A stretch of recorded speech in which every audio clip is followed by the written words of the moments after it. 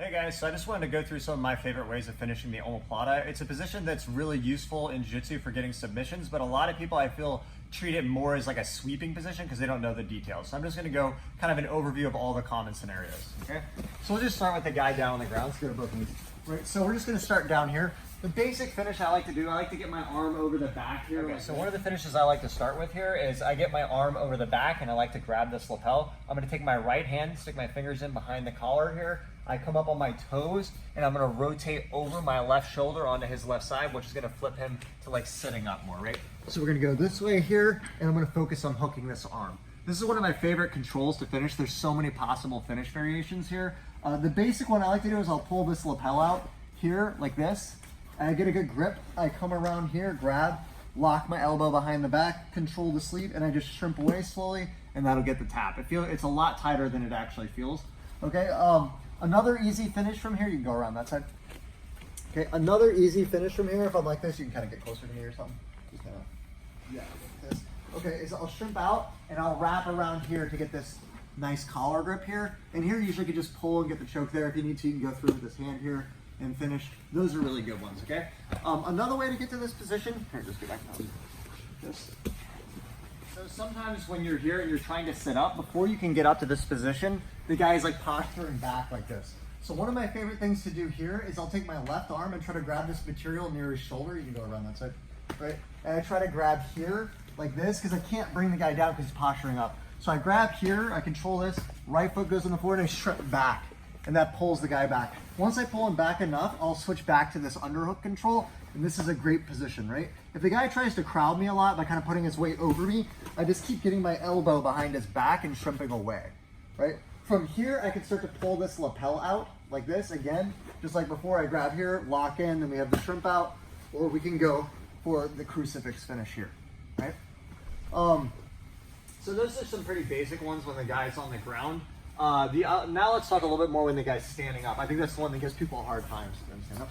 Okay, so however we get there, I'm not gonna worry too much about the setup. We get here standing. The main three things to understand when they're standing is that the guy has like three main ways of trying to get out of this, okay? One is gonna be to posture really hard, like this, and try to rip out.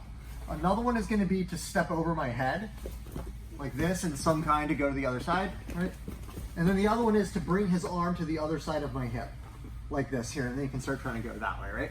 So it's hard to block all three of these at the same time. To block the posture, usually I can hold the collar like this, and then I can maybe hold the sleeve, but then he could step over my head, right?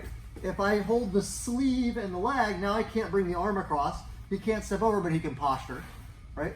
If I do the collar and the leg, then I have to worry about this arm coming across. Okay, so it's hard to block all three of those at the same time. So the choice I usually choose when they're standing like this is I have the cross collar and the pant, but I use my crunch. I say really tightly crunch to make it harder. See, if I'm back like this, his arm has more room to come across, right? If I'm crunched like this, I can make it hard. It's possible, but it's a lot harder, okay? Also, depending on where he's at, I'll try to use my like calf or heel behind his head to break his posture a bit too. So I'll be more like this, right? So he's standing up, posturing a little bit like this. Here, I'll control. Two quick finishes you can do. One is if I can like butterfly hook this guy, catch here, I come up with my elbows and back up, you can get a quick tap with that one. That one's always worth trying when they're standing. You can also do that one too if you feel like it's hard to get the triangle, stay up a little bit more, like this. You can also just butterfly hook it like this until you can get into position to actually get the thing on as well.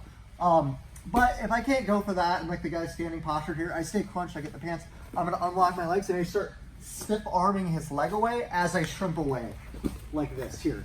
Once I go out like this, it kind of stops him from following me or stepping over. Now I get my arm over the back. He doesn't have to go all the way to the floor. As long as I get my arm over the back, I'm good, right? Of course, if he comes to the floor, that's fine. Once I get you can stay standing here.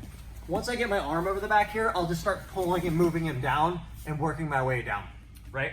And then from here, of course, I could go back into the previous finish. With him here, like if he's up on his knees, that's usually where I do the one where I roll over. If he's more like this, I can keep scooting this way to try to bring him to the floor and do a classic finish. Go back up. Also a common thing when you're here is as you're going for this, he will try to forward roll. So we're gonna go slow. As he starts to forward roll, I bring my shin underneath and I'm just gonna re-roll and hook, right? And again, we end up in the same position with the elbow behind, can feed this guy out, go here, start jumping out and finishing from there. All right. Another one you can do, if like you really want to, we're here, just go to both knees. Yep.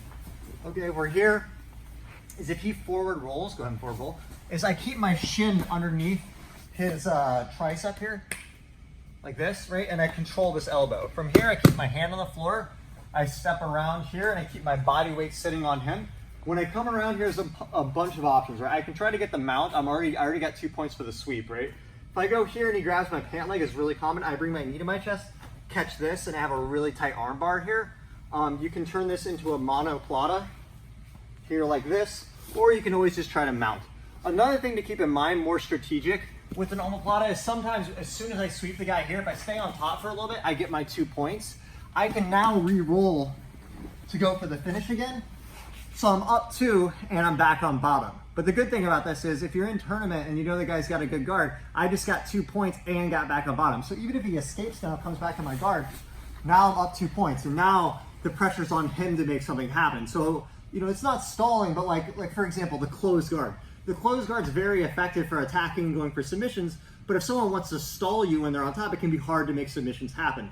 But if you're up 2 points and you have closed guard, now you can still be aggressive attacking, but he has to do stuff. He can't just stall on you because he's the one who's gonna lose. So controlling the pace of the match with the points like that is a big factor in getting submissions in tournament because people have to open up. They can't just stall like this, like when they're in the gym sometimes.